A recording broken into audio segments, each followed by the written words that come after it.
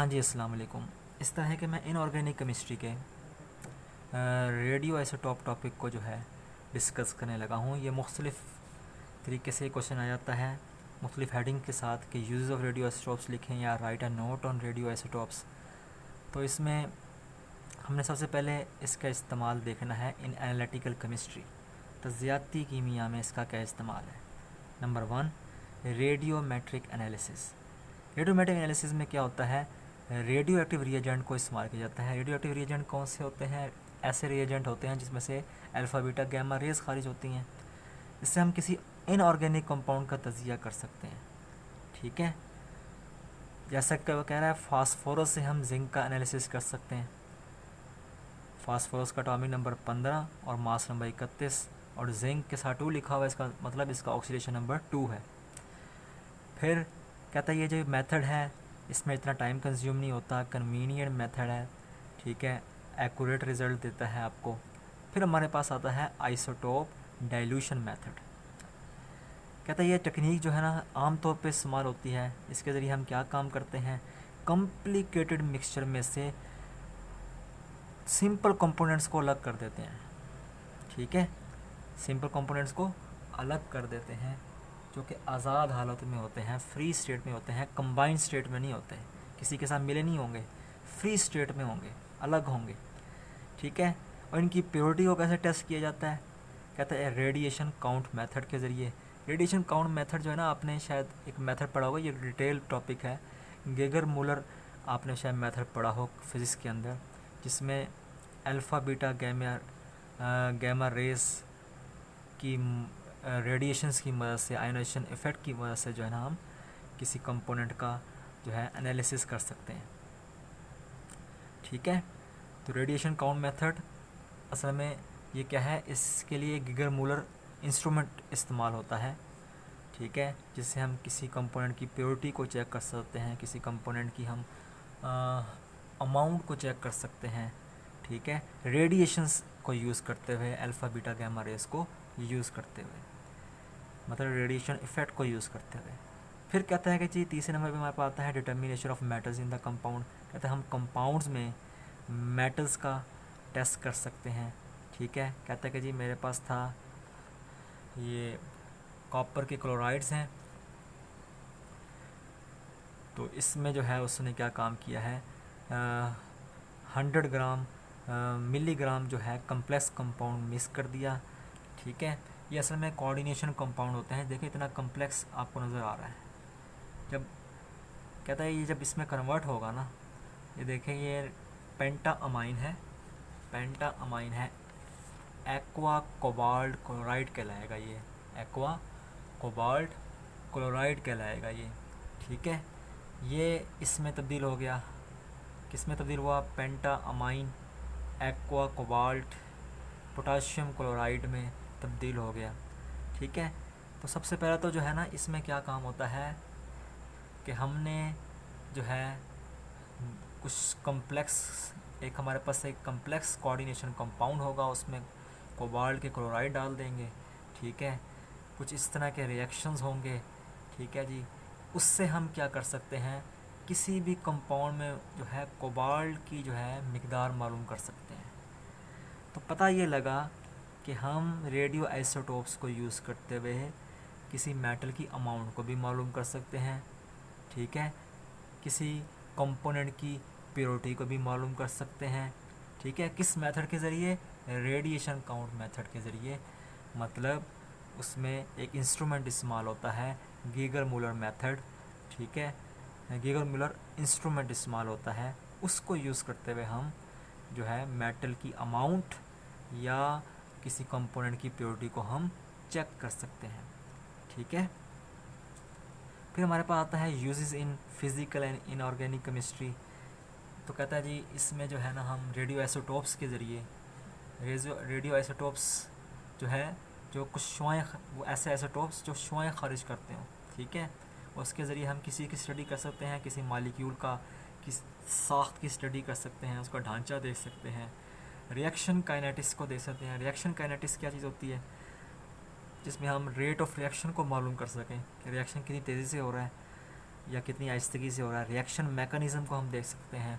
Reaction mechanism क्या होता है कि एक रिएक्शन सिंगल लाइन में होता है, लेकिन हम उस रिएक्शन को कई जो है लाइंस में डिवाइड कर सकते हैं, कई स्टेप्स में डिवाइड कर सकते हैं। अगर हम इसको स्टेप्स में डिवाइड कर दें तो वो क्या बन जाता है, मैकेनिज़्म बन जाता है। ठीक है, इसको हम स्टेप्स की सूरत में समझ सकते हैं रिएक्शन को। तो रिएक्शन मैकेनिज़्म क्या है कि हम किसी रिएक्शन को स्टेप्स में डिवाइड कर दें, उसको समझने की कोशिश करें।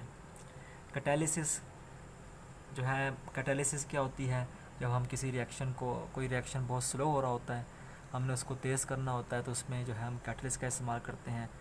तो कहता है कि जी इसके अलावा diffusion of gases. Diffusion of gases क्या है, ये गैसेस की असल में स्पॉन्टेनियस मिक्सिंग होती है ताकि होमोजेनियस मिक्सचर बन सके।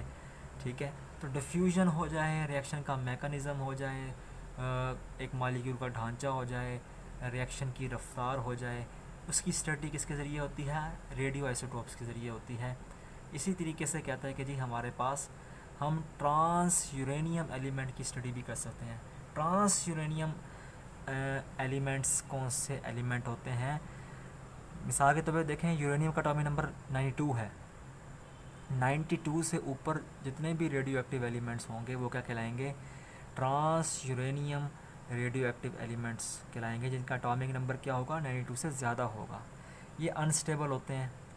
ठीक है, ये ज़्यादातर अनस्टेबल होते हैं, आसानी से जो है डिसइंटीग्रेट कर जाते हैं। तो हमें पता लग गया ये जो है ट्रांस यूरेनियम एलिमेंट्स की स्टडी भी जो है हम रेडियो आइसोटोप्स के ज़रिए कर सकते हैं। फिर इसका इस्तेमाल कहाँ है, इसका इस्तेमाल है ऑर्गेनिक केमिस्ट्री के अंदर। हम ऑर्गेनिक रिएक्शन का मैकेनिज़्म समझ सकते हैं। मैकेनिज़्म मैंने आपको बताया, रिएक्शन को हम एक वन लाइन रिएक्शन को हम मुख्तलिफ स्टेप्स में ब्रेक कर देते हैं और उसको समझने की कोशिश करते हैं। ठीक है, तो कहते हैं कि जी कार्बन 14, वैसे कार्बन के 3 आइसोटोप्स हैं, ठीक है ना।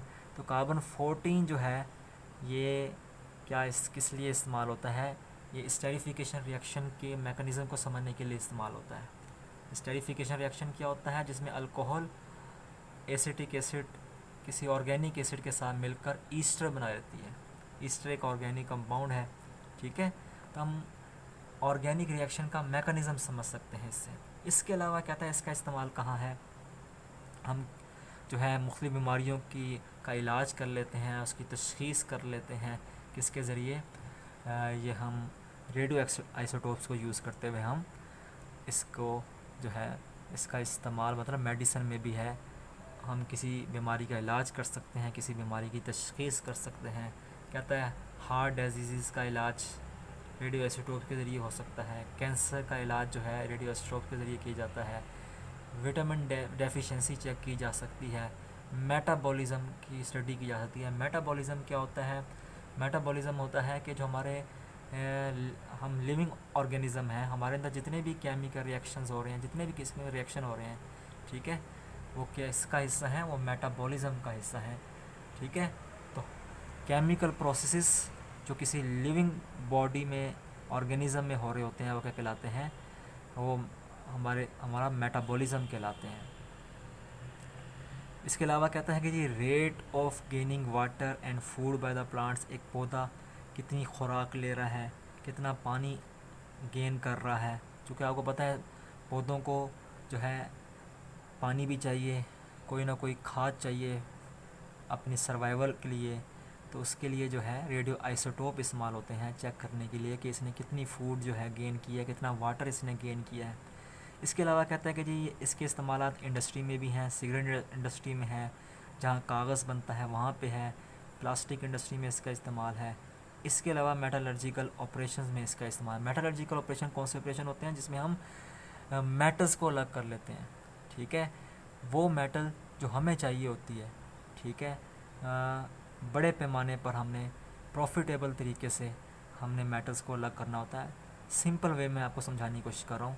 ठीक है, मेटलर्जिकल ऑपरेशन में हम मेटल्स की एक्सट्रैक्शन करते हैं।